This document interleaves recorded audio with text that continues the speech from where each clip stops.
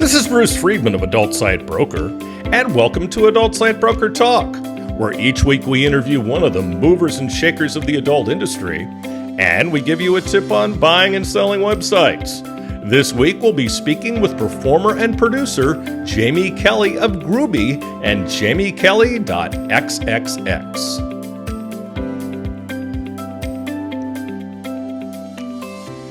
Adult Site Broker is proud to announce that we've doubled our affiliate payouts on ASB Cash. Now when you refer sellers or buyers to us at Adult Site Broker, you're going to receive 20% of our broker commission on any and all sales that result from that referral for life. You can either place a link to us on your site or refer buyers and sellers through an email introduction.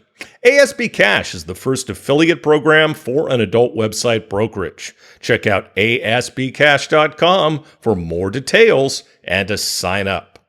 We've also added an events section to our new website at adultsitebroker.com. Now you can get information on B2B events on our website, as well as special discounts reserved for our clients. Go to adultsitebroker.com for more details. Now let's feature our property of the week that's for sale at Adult Site Broker. We're proud to offer an amazing opportunity. If you're in the live cams, model management, or fan site spaces, or want to get into them, we have a private listing that may be just right for you. This company works with all major cam sites and has access to hundreds of US-based models. We're offering very limited information at the seller's request in order to maintain privacy. We anticipate multiple offers for this very rare listing. For more information, contact us at adultsitebroker.com. Now time for this week's interview. My guest today on Adult Site Broker Talk is Jamie Kelly. Jamie, thanks for being with us today on Adult Site Broker Talk. Hey, I'm so super happy to be here. You know, it's been a long time. Like we've been trying to get this show together for, weeks, maybe even a month. I'm so happy that we can finally get it together. Me too. Now, I'll tell everyone about you. Jamie is a veteran performer and producer in the adult industry. She's currently based in Lost Wages. She's received numerous, that's what I call it, she's received numerous accolades over her illustrious career, including the 2015 TEA Best Solo Site Award and the 2016 TEA Best Scene Producer Award. In 2022, Kelly took home the coveted TEA Transcendence Award. She was recently nominated for XBIZ Trans Performer of the Year. Kelly has also produced and directed groundbreaking titles. Yeah, I did a Transsexuals 1 and 2 for Grooby Productions. In 2018, she also signed with TransErotica as a contract model. In 2021, Kelly celebrated a career milestone of 15 years in the adult industry. Congratulations. That's awesome. Thank you very much. During her long career, she's worked with a long list of production companies, including Grooby, Evil Angel, TransErotica, VR Bangers, Gender X, Kink, Legal Porno, and Adult Time, with more scenes to be released soon. You can find Jamie at her new solo site, jamiekelly.xxx. She's also on Twitter at jamiekellyxxx and Instagram at official Jamie Kelly. Catch her on OnlyFans at clubjamiekelly.com and visit her official production site at jamiekellyproductions.com. So, Jamie, tell us how you got your start in this crazy industry and became a performer. I knew this was going to be the first question. Okay, so over the years, let me tell you straight up, right away, 16 years in the industry. Give or take a few months, 16 years in the industry. And I have told this story about how I got my start in the business countless times, Sure. mostly on my own podcast and countless interviews. Let me try to, because I know there's a million questions coming up. Let me try to make it as succinct as I can. It all was like how I got my start was predicated on a dare. It was predicated on a dare. The last Joe job I ever had was working at a pizza place. Large corporation, won't say names, but I was working the line. I was the guy that put the toppings on pizzas. And we had a new hire come in. And This was a person that was, oh, probably 22, 24, Mhm. and they were very bohemian. Hmm. It was a lady, Mhm. and she was she had this, like, kind of sense about her. She was, like, very kind of, mind my language, but, like, gypsy-ish, Mhm. Sure. very, again, bohemian, Right. and she saw me right away. Now I'm, like, at this time, I'm, like, 24, 25 years old. Mhm. I know nothing. I'm a dumb, stupid person, and she comes up to me and she pegs me right away, and Hmm. she says, uh she butts up to me on her first day of the job, says, "Hey, dude, you'd make a killing on Craigslist if you'd put up an ad and, like, guys would like you." I said, "What the fuck are you talking about?" Like, I barely knew what, like, this is, like, 2005, 2004-ish, Mhm. and, yeah, I knew my lay of the land on, you know, uh, the internet, and things like, Craigslist was just something on my periphery. Hmm. So this lady, she says to me, "Look, I'm coming from New York. I'm here in Texas. This is where I come from. This is where the Mhm. pizza place is. I used to be a dominatrix. I used to be a light sex worker, and I got all my business off of Craigslist. And I think you could make like a huge amount of money just like looking at you. Do that. Like, do that." And I thought, like, man, what the fuck are you talking about? You're crazy. I'm just sitting here putting things on pizzas. Right. At the same time, in the back of my brain, I'm also 24, 25 years old. I'm full of gumption. I'm full of, what you are when you're 24, 25 years old. Mhm. And huge fan of porn, a very sexual person, like you are when you're in your, early 20s. Sure. And so for a second, I thought, man, what is this girl talking about? And I went home and on a lark, I went ahead and I cruised through Craigslist just to see if what this chick was talking about Mhm. was, like, true. And it turned out to be that case. And I was like, "Ah, shit, this is actually a thing." So what I did, as ambitious as I am, Yeah. I went and I parsed through, like, a bunch of different ads. I was like, "Okay, Mhm. if I'm gonna do this, let me, like, kind of compile, you know, uh, a kind of what this person says, what that person says, Yeah. and see if I can draw someone in." And at this point, while I'm at that phase of my, like, my brains, um, I didn't really ever take it seriously. Right. It was just an experiment, literally just an experiment. Sure. And then what I did was I compiled some language from some other people's ads, and I picked the weirdest price point. It to this day, it makes no sense to me. I Mhm. put $135 an hour, but for some reason, it made sense to me to make $135 a thing. Anyway, I put up the ad. I had Sure. my little flip phone at the time. Again, this is like Right. 2004, 2005. Yeah. Um, I had, like, a little weird T-Mobile phone, and I took, like, a picture like you do at the Mhm. time, and it looked Right. like it would look for a flip phone Yeah. picture. I put it up, I did the ad, I had the price point, and I put the picture, and I walked away from the computer, and I thought nothing would come of it. I got myself busy for about an hour, I came back to the computer, and then I look at my email, and then just nonstop. It was Wow. just fricking nonstop. Yeah. So I decided to, choose a guy. Mhm. I like, what do you know at 24, 25? Right. I just picked whatever I thought felt the safest.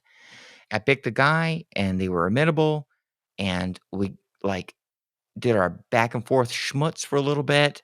And within like 2 hours, this guy picks me up from my home. I was living at my mom's at the time, Oh, jeez. and yeah, oh, dude, it was like 3 in the morning, living at my mom's. I had nothing to my name. Oh, it was a whole schmutz. And this guy drives up. Oh, this is the worst thing in the world. I please, anybody listening to this story, please don't do what I did. I was gonna say, have him come to your house, first of all. Oh, oh, well, I had no idea. I'm Right. coming from Sure. working a Joe job Yeah. and Yeah. having, like, just, like, being a sexual forward person in the privacy of my own home, Yeah. and then making this, like, well, like, making sexuality a profitable business Right. all in one stroke as Yeah. a dare given to me Yeah. from a person that was a new hire at the pizza place that I worked. It's It's funny. nonsense. It's absolutely nonsense. So this guy, he comes and picks me up. The punchline is I spent an hour with this guy. I Mhm. spent an hour with him, and he drove me to his place. We spent an hour, it was mostly talking. It was Mhm. mostly hanging out with a guy. Well, I understand that happens. That happens a lot with sex Oh, workers. well, we'll get to that. Yeah. But, like, for the purposes of this, how did I get my start story? I spent an Mhm. hour with this guy, mostly talking. Right. I'm a musician, he's a musician, we had some things to talk about. I had no idea what kind of environment I was in, everything was confusing and weird, and then he brought me back to my place, and it was, like, about an hour, Mhm. and I knew he was paying me money, but I had no idea how any of this worked. So everything was, like, weird. Yeah. It felt like a fever dream, actually. My first go round, it felt like a fever dream. Yeah. Yeah. Everything was, Nuts. so new and so weird and so fucked off compared to, like, my on the grid lifestyle. Yeah. So that he brings me back to my place, and I know there's money on the table. And I'm like, "Okay, well," so in my mind, I'm like, "Well, this is the part where, like, we didn't do anything. I probably gotta do something."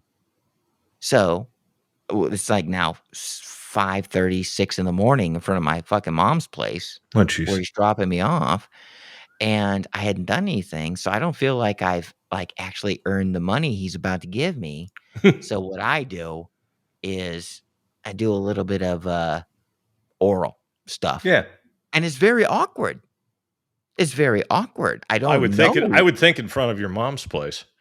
Well, like, I knew my mom was asleep. I knew she wasn't gonna be up Yeah, for another, but like, 4 or 5 hours. That wasn't the thing that fucked with me. The thing that fucked with me was interacting with this dude in this yeah. whole brand new situation, Yeah. Hmm. and it's so new, and it's so weird, and I'm so young.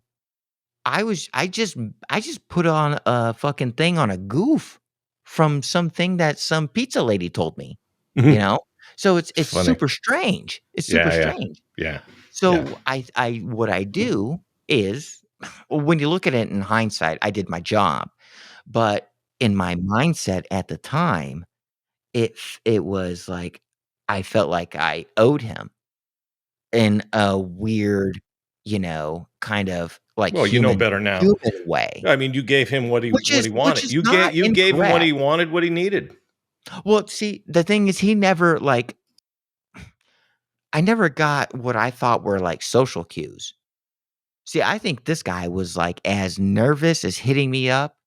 He didn't know that I was, like, brand spanking new, Right. and this may have been his first time. That Yeah. was kind of the vibe. Sounds I like it. didn't know it I didn't know it at the time, Mhm. but in hindsight, in retrospect, I probably coulda got out of the car and took the money Mhm. and just, like, went away, Right. but I felt like I was obligated. Yeah. This is the Sure. job, this is the thing I gotta do, and Right. so I went ahead and did it, Sure. and it wasn't much, it was like 5 minutes of nonsense. 5 Yeah. minutes Yeah. of just nonsense. Right. I don't know if he was happy, it just felt like nothing to me, there was no actual connection. I was super in my head, he was super in his head, I'm Mm. sure, but I took the money and I ran, and Mhm. I don't mean I ran, but I went back to my fucking house, I went into the bedroom, and here's the thing, and here's the fucking punchline of this whole story. about how I got into the industry. Here's what changed everything. I went back and I had my little bag that I made, you know, always a planner.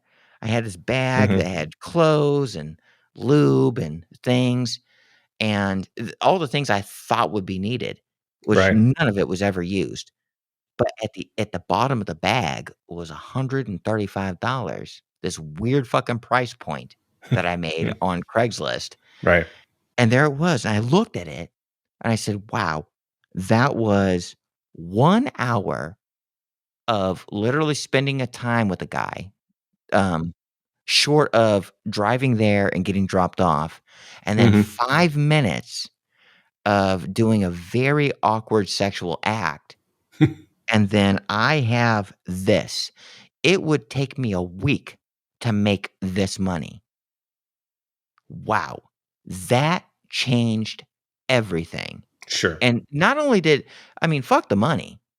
Like, I I know in the back of my brain, it kind of, like, illuminated systematically, like, the problem with what it is to live in the world, that Mhm. I, some schmutz, could get this for nothing, for literally nothing, and I'm loving the Jewish phrases, by the way. I'm assuming you're Jewish too? yeah, a little quarter Judas, yeah. Oh, okay. I'm On 100%. my dad's sides, on my grandma's sides, yeah. Okay, okay. I love Yeah, it.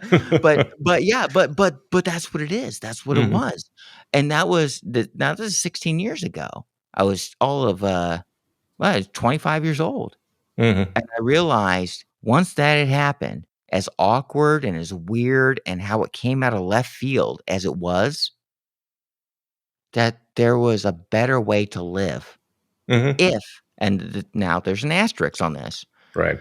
if you have the ability to do so. It Yeah. takes a lot, it takes a lot. Mhm. Not Sure. everybody's gonna pay for everything, but Right. somebody pointed me out, told me I was marketable. I Mhm. went and tested a thing, and it turned out to be correct, Right. and then I made Right. a bunch of money, Sure. and then I went, "Wow, everything changes from this point on." Oh, yeah. So what I essentially did was I found a grift in the system, and that's what it's been for the past Mhm. 16 years. What we're talking about when you talk to me, Yeah. we're talking about somebody that has found a grift in the system. It's all good. It's all good. So, tell us the background on your rebranding from Jamie French to Jamie Kelly. Well, that's a real easy one. My actual real name, I've never gone through a pseudonym. I've never Hmm. been, my born name is James Byron Percival French Jr. Mhm. Um, Up until about 3 years ago, that Mhm. was my legal name. Oh, okay. Um, as my performer name, I went by Jamie French. Mhm. So just a kind of a Yeah, James is feminization. not gonna quite make it as a trans performer, I don't think. Yeah, yeah. No, no. But the thing is, like, people go through all kinds of like when as a trans person, Mhm. identity is a huge part of everything that you go through, and there's Of a lot of course. people that Of go out course. there and they like get a really fem name that has like nothing to do with their born name. Mhm. And Mhm. then there's like people that just like do what I did. They take their actual name and just do like the femmy They version of it. feminize it. Sure, sure, sure. Sure, sure. But the thing is, I didn't I never put a lot of thought into it. In fact, Hmm. where I got Jamie from James was way back when I was 16. My Mhm. best friend had a girlfriend that saw me like immediately as femme when I didn't even realize myself. Interesting. And she called me Jamie all the time. Interesting. So I just took that. I took that, Yeah. from very teenage years. I took that Yeah. name and I made it my name. I wanted to make it as simple as possible. Mhm. So, I became Jamie French, and I was Jamie French for, oh, I'd say from, like, officially from, like, 2011 up until just very, very recently. And Mhm. the reason why I dropped the French was Mhm. because French comes from my dad's side, and my dad wasn't a great guy. Mm. So what I did Join was the I took club. yeah, seems to be the case all around, Well, huh?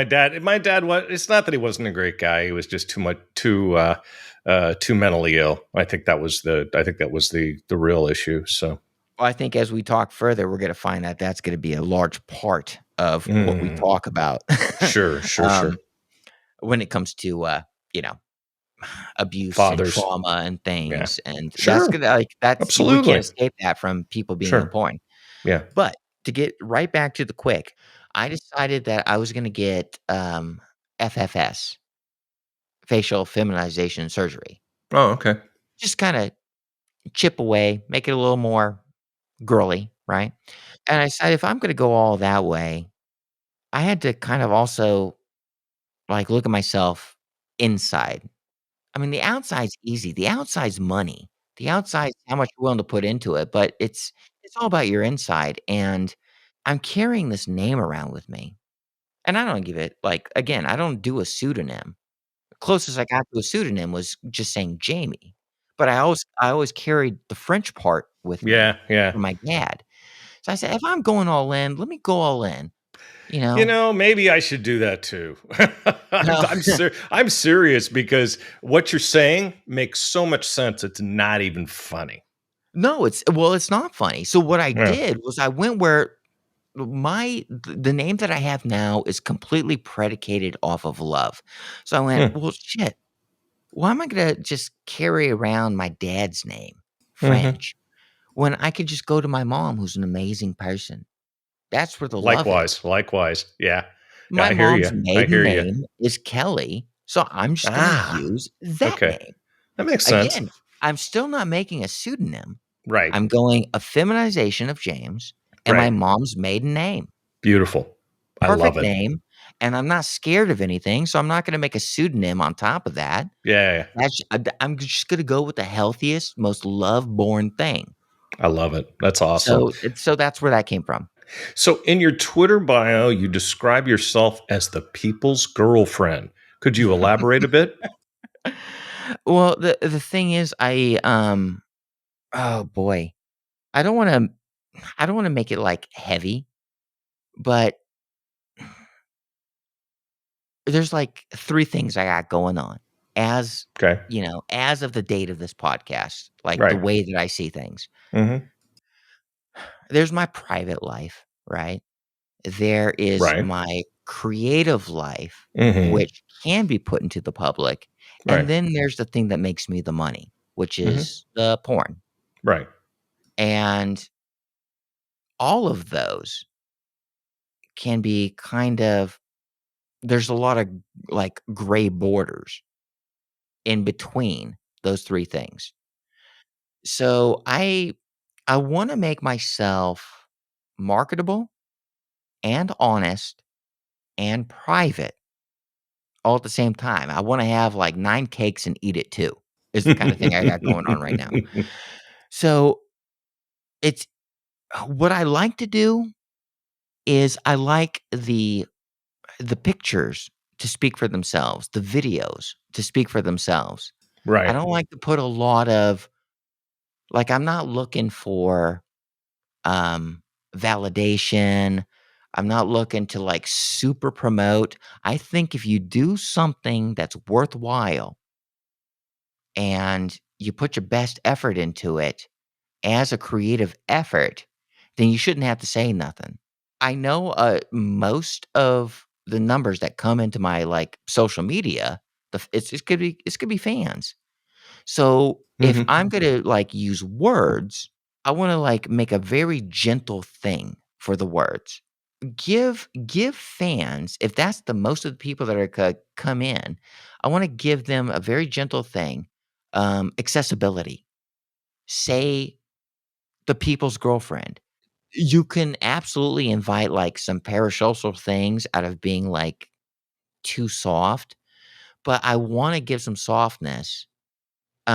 Essentially what I'm trying to do is like create a kind of median thing where I get to put up Right. the product and I'm not going to be very, very like promotional I'm not gonna be Mhm. very marketing because Right. I'm not trying to beg for attention. Again, I think if Right. the thing I do warrants, people's attention, it should speak on its own. I'm Sure. busy working behind the scenes to make things look as good as they can, and, Right. you can only go so far, Sure. but I'm gonna do the best that I can. But I know a little bit of words helps, so, Mhm. um, I created this idea of the people's girlfriend, and what I do on social media is I Mhm. do the best I can for what I think might be good, Mhm. might play to the fans, Right. and then I just say really gentle stuff, Hmm. stuff that we imagine, a girlfriend, like just showing pictures of food. "Hey, I cook." Kinda Yeah. give a little bit of, like, who I am as a person, Right, right. right? That's 'Cause and you know that's the something? girlfriend thing, like being a good person. I think that's the best type of marketing for a performer is showing the, audience who they really are. They eat that up, no pun intended, with the, Well, I cooking. do that at a caveat. I give them just so much honesty Right. without being, like, gross or weird about the things that I do for studios or for personal shoots. Like, all the, like, words that I say Sure. are I don't do anything that's explicit. I don't say anything that's explicit. Hmm. Again, the content should speak for itself. Of course. So I just give a little bit of schmutz, and then I back off. I Yeah. back off. Probably And then smart. whatever comes out of that, because at the end of the day, the only thing that brings in the dollar amount is Hmm. what people want to see. Right. So That's again, it's all about the absolutely. content, but I Yes. don't wanna come off as spammy. Mm. Again, I Yes. don't wanna say, "Hey, Last thing you wanna do. I did Mhm. this, like, thing. I don't know how good it is, but Right. I'm gonna, like, bludgeon you to death with, like, words of, 'Oh, I fucked and I sucked and I sucked, and wouldn't you imagine, and what would you do if,' and none of that shit. I don't do any of that shit. Nah, I think you're I don't smart. need you Be because if subtle. you it's subtle. Yeah.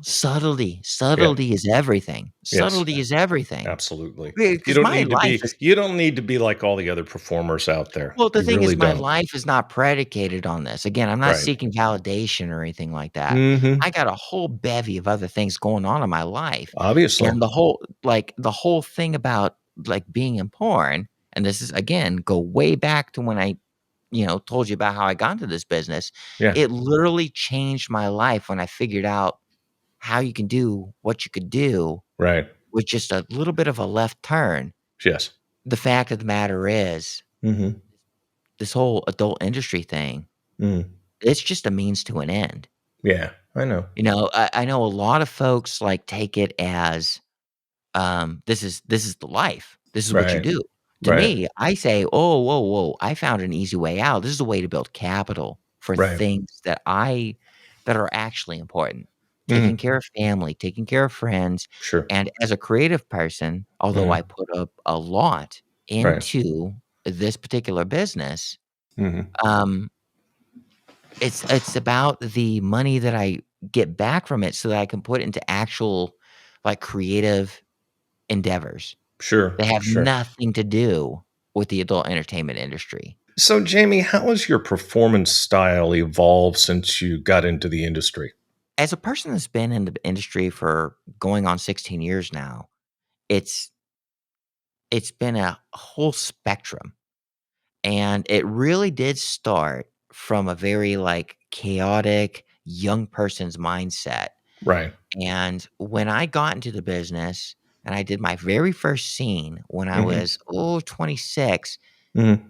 and actually worked for a real company where, like, money was on the line, people's time was on the line. Right. All I did was I brought my natural, mid-20s sexual ambitious energy Hmm. onto the stage, and Okay. that's what they were capturing, and that's all that this particular company at this particular time cared about. They just wanted the Okay. goods, and the goods is young, dumb, and full of cum, right? So that's where I started, and I was amenable to that because Yeah. what they wanted was what I was. That's what they shoot. As the years progress, I think the main takeaway is that you learn through what an audience generally wants. You pay attention to what your customers respond to. You pay attention Mhm. to the production groups that you work with. You listen to directors. You listen to this, and you also kind of you know keep in mind what you're into, and you find that over the years you start to Mhm. just by doing over and over and over again, you take every little bit of, information from authority figures down to paying customers, and it Mhm. all becomes a stew, and you become you start to, mitigate information, and eventually what happens at the end of the day, from being a young dung full of cum, kind of shot candid, essentially, to, being in the midst of full scale production. There's it starts to actually become creative. It starts to become like movies, you know? You get to a point where you're there, uh, you just start to get really you break things down into, there's 8 essential poses Mhm. for photos. Okay. There's, 5 essential poses for, scene positions. Okay. It becomes really Robotic? well, that would be, the cynical takeaway from it, Okay. but again, I have to, reiterate that this is a money-making venture, Of course. and I can come from it from, a creative person's point of view, or I can say, what we know works that people generally like, and Sure. that's why it does become formulaic. Oh, of course. Um, I'd never put this kind of stuff into my own creative endeavors, but Right. I also love that there's a way to pinpoint something that kind of grabs all, Mhm. of the most the way to please the most people, and Sure. yes, it does. It you can see it as robotic, Mhm. but that's just when I say 4s and 5s and 8s of things, that's just a starting point. Right. There's so many things that are going on. There's scripts and who can act and what your lighting guy's up to and is there good sound? And it is a Sure. bevy of it is a bevy of information that Of goes course. into creating a thing Right. that if everybody's at the tens can give something to an audience that they'll actually appreciate and Sure. actually open up their wallets for. There you go. And Which is that's the bottom line. well, and for this industry, that's the bottom line. Of course. We are on the bottom rung of the ladder of the entertainment industry. As Okay. far as the entertainment industry goes, as far as people imbibing colors, lights, and sounds and shapes, Mhm. we're on the bottom rung. If a thing's going in a thing and it looks appropriate, it looks like you had half a fucking second of effort, you can get away with a lot. So, how have audiences' attitudes changed towards trans porn since you started in the industry? I know we got a lot of questions going forward, and I know I can make this one short and sweet and simple. Um, when I started, it was around again 2006, 2007, officially, being on camera Mhm. with the auspices of corporations Right. putting me out there. And at that time, we were just on the cusp of being treated like, circus freaks to Mm. being legitimized. Yeah. When I Yeah. came out, there was me, there was, Bailey Jays, there was your Kimber James, there was these folks that, changed people's minds. They were young, they were, self-actuating, and they looked like and I got to be very careful about what I say here, but they look like what dudes imagined like trans porn ought to have been. Yeah. Young, very feminine, Mm-hmm. like feminine to a point where you like kind of get confused Hmm. and a- and things started to change right around that time, around that 2006, 2007 era. And it Mm-hmm. became and you'd notice that companies started to very slowly drift from using terms like she-male and tranny and all these Right. very Negative negative negative terms, connotations for sure. which used to be the lay of the land, I know. because it was always about the other.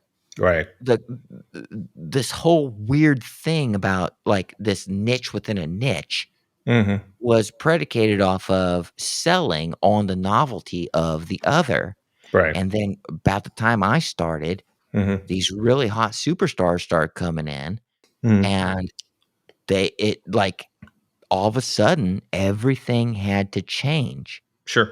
as far as, like, marketability, Yeah. because these people command a price, and they needed respect, and if you didn't respect them, you wouldn't get them, and you wouldn't Yeah. make your money. That's right. So, it's really shitty because in a way, uh, like, just being nice in general, Mm-hmm. what had to be predicated off of dollar value, Right. and when these people started, like, being self-actualized Hmm. and the fans responded, Right. the whole fucking system had to change. Sure. Sure. I So, understand. I started from circus show, and I'm here 16 years later Yeah. as, "Oh, no, this is a viable thing, and we are Yes. people, and now we are just demand to be treated with respect, Well, and I if you think a lot don't." of that. I think a lot of that you can thank Mr. Steven from Grooby for. Oh, well, I have things to say about that. I was there at the front Yeah. line. I know. I know. Like, he and I would have conversations about, Sure. "Hey, do we need to change what do you think of the name of the award show? Should we change it from, the Right. trainee awards to this and that? Yeah. Do you think we should change this name from this and that?" Like, I was there Right. on the phone with him, Sure. talking Sure. about how we make these things work, and I'll tell you what, just to be super clear, um, I was still in such a way where I thought money was on the line. Mm-hmm. And I actually, you know now I know better now, Mm. but back in, like, I'd say it was around 2013 to 2014, Mm-hmm.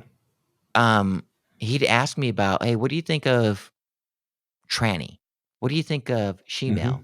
Yeah. And I was the kind of contrarian, Mm-hmm. anger, Right. free speech dumbass that I say, "No, no, no, no, nah, man, it ain't nothing. It ain't nothing. People ought to Mm. know better. It's just a goof. Yeah. Just use these." Like, I Hmm. was that way about it.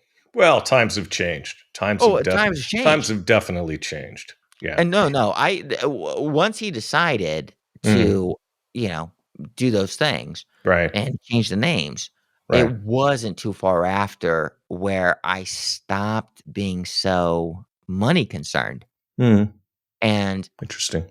like, took some time to think about exactly what the fuck it is that I was doing, Yeah. Yeah. Of and what course. it meant to me as a person on the Mm. inside. Sure. And yeah, everything changed, and I quickly acclimated to, Yeah. treating people with respect and not treating things like a circus show. But I was one of those people that enjoyed porn Right. as a trans person, Mm-hmm. going through a lot of, kind of unknown, under the cover kind of transformation, Right. and being at an age where I was still so super concerned about, like, jerking off, Right. that I just accepted the names. So, what kind of scene have you found as your favorite type so far? I don't think there's a type. Genre-wise, Mm-hmm. I think that anything good that can be done is completely based off of chemistry between you and another performer, and I Mm. think everything else is, like, arbitrary. Mm-hmm. Uh, Okay. so like a company comes to you and they say, "Hey, we want to do some kind of weird latex scene," or a company comes to you and they Mhm. say, "Hey, we want to do some kind of like oil thing, or we want to do a fisting thing, or whatever the flavor is Mm. that they're trying to like capture." None of be open to it, Mhm. but only know that any of those things will work.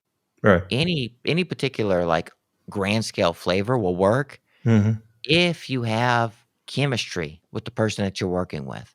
Right. That's That's like the interesting. main thing. You gotta get along with somebody that you're working with. Okay. Who's your favorite to work with? Who do you have the most chemistry with? Can't say. Can't say. Not only one, can I not currently like put a name on the board, Mm. but even when I retire and everything's done, Mm. I don't wanna be the kind of person that looks back and says, they were the guy. They were the Mm. girl. That Okay. was the person, you Mm. know? I don't wanna pinpoint anybody Mm. because our perspectives are so different. Oh, okay. From me as a performer and Mhm. from that particular person as a Right. performer, Right. you know, it just seems, like, unfair and weird. The Mm. only thing that matters in this particular industry Right. is what people are willing to pay for, and those are the only opinions that matter. Mhm. If I Well, there have, you go. if I say there's a favorite, Mm. I don't know, it just feels kind of gross because I know that when I pick a favorite, Right. it's kind of uninformed as to, like, what I'm up to at that particular point in time. Right. I come forward with whole brand new experiences and whole brand new perspectives, Sure. and then what I would say was a favorite 5 years ago Mhm. now just becomes another goddamn human being that I need to treat with respect, Absolutely. you Yeah, know? you don't So want to I offend you can't don't want to offend anybody, that's for I sure. can't pick a I c it seems Right. kinda gross to me to pick a favorite. Okay. I'm just a common schmutz like anybody else is. We're just trying to pay the bills, man. We're just trying to pay the bills. You love that saying. So, what do you love most about being in porn? I mean, it's part and parcel to the current system in which we live. I Mm. love the fact that I had this weird little in that I know I'm very privileged, Mhm. and I this something kinda keeps me up at night, but I found Good. this weird little inroad Mhm. into a way to be self-actualized and have everything that I need, not what I want, but what I need at my Mhm. disposal Mhm.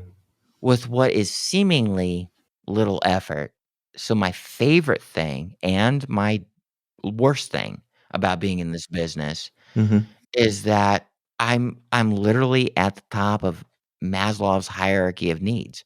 You Mm. know, it's and for no reason that's fair, you know? Mm. Um, What's fair in so, this it's world, good really? so I get what I need from me, but it's super unfair that I have this thing that not everybody has access to. Well, that's true, but like I said, what's fair in this world, right? I I guess so. mean, it's not a fair world. Well, what are your favorite fetishes, if you have any, to explore on camera? My very personal infinitesimal fetishes, um, that work for me are Mm. shiny things, so, like, a lot of oil stuff, Right. uh, latex plays into that shiny thing, and, feet. I got this weird, like, foot fetish, Hmm. and there's, like I could talk about that all day long. I think the first 2 are self-explanatory. Something shiny Right. Right. dives right into the fucking, like, lizard ape brain thing, you know? Hey, it draws your attention. I Of like it. course. And it also looks, like, smooth, and that's Mhm. a tactile thing. So, right away, visually, you got the smoothness, and you got the thing that draws your attention. That seems like a no-brainer. But Mhm. the feet thing is a weird thing. Right. Um, there's some weird psychology in there. Mhm. I was, just for I mean, people are listening to this, uh, Right. if there are any foot fetishists or people Mhm. that, like, are in the business that wanna investigate foot fetish, maybe this is Mhm. something to remark on for, like, a minute. And Hmm. real quick, Psychologically, Right. I've done research on this because it does seem like a weird thing. It tends to be people with foot fetishes are people that largely weren't breastfed as a kid. Hmm. Maybe they couldn't take their mother's milk or whatever, Interesting. so they're put down on the ground. And when as you're a you're a toddler, you're a kid, you're a baby, most kids spend time around the breast, huge Right. breast fixation. Sure. You put down on the ground because you can't accept your mother's milk, you put down on the ground, you're around the legs and the feet all day. And so that becomes the thing Interesting. that's in your head as you grow up. Interesting. And Yeah. that kinda winds its way up to puberty, and then that Yeah. becomes a thing. Yeah, that does make sense. So, what single piece of advice would you give a brand new performer? That's tough because there's a lot that goes into it. I don't know where the performer's coming from. Hmm. I don't know where their state of being is, what their Hmm. mentality or emotional state is. Okay. What piece of advice uh, would you give young Jamie today? Patience. Hmm. And I think this, like, covers a lot of ground. This has nothing to do, in particular with, being in the industry. I Hmm. think this one thing, if you have, like, aspirations and you're trying to, like, make whatever it is to make something better of yourself, whether it's monetary, mentally, emotionally, usually it's all 3. Hmm. Um, Patience is the thing. Yeah. You gotta trust in yourself. You have to allow yourself to make mistakes in Hmm. all aspects of life, Hmm. and you have to allow for patience. Hmm. You have to allow for patience. Nothing is gonna just, like, come to you the way that you think it ought to. Yeah. There's never gonna be a moment of truth for you while the world is watching, Hmm. you know? Sure. You have to accept the little bits of good when you get them, Hmm. and in your downtimes, accept those moments as moments of growth, if you have the wherewithal to see them as moments of growth. So it's all about patience. Yeah, very philosophical. So, what do you want to do on camera that you haven't done yet? Well, personally, Mhm, at this day and age, um, man, I've done so much. I've really mhm, eh, okay, this is again, everything I say, comes with a caveat. right. I I don't like to think of this business as a thing that is meant for me to get my rocks off, Mhm, because that can become exploitative, it can become predatory, it can show, like, the worst of yourself. okay. What I mean is, there are things that I want to do as a person, but most Mhm, of those things can be taken care of by just, like, jerking off or being mm, with, like, a trusted partner. sure. I'd never wanna use this industry and be in this business as a thing that I get to use to get my rocks off, because this Okay, is a business, of course. you know? We don't put anybody at odds and fuck off anybody that we're performing with or working with in Right. any way whatsoever, just so Mhm, that we can get our rocks off. That's a hmm, bad way to be. yeah, it's very When true. I'm making my own content as an independent, Mhm, I will simply say, "I would like to do this. I think this would sell. I think this plays into my interest, and I mhm, will take the time to find somebody that is amenable to that, that also has that same kind of flavor and gumption in mind, and then I will pay them a fair wage in order to do that, so mhm, that everything is fair and everything is honky dory across the board." sure. But I never want to do anything. I don't have a checklist of, "Oh, I wanna fuck this chick," you know? "Oh, I just wanna, like, fist that person." It's like, "Ugh, Yeah, gross. yeah. Fuck that. Fuck that. This isn't for me. Right, This is a business. This is for the right. customers." Well, it's for your fans. It's really for your fans. That's what it comes down to, because if they're happy, then the cash register rings. So what's coming up for you? Oh, so many things. As of today, I have no idea what the future brings, but as of today, Right. where I stand as of the date of this interview, right now my mindset is on a lot of creativity that has nothing to do with the business in and of itself, Hmm. which is to say that I have goals and I'm making enough money to Hmm. do things that are concerned with music and script writing and all kinds of things, Hmm. all kinds of cards that I really need to play like close to my chest. Right. Um, business wise, it's really kind of simple. I'm kind of in a small state of like just taking a step back.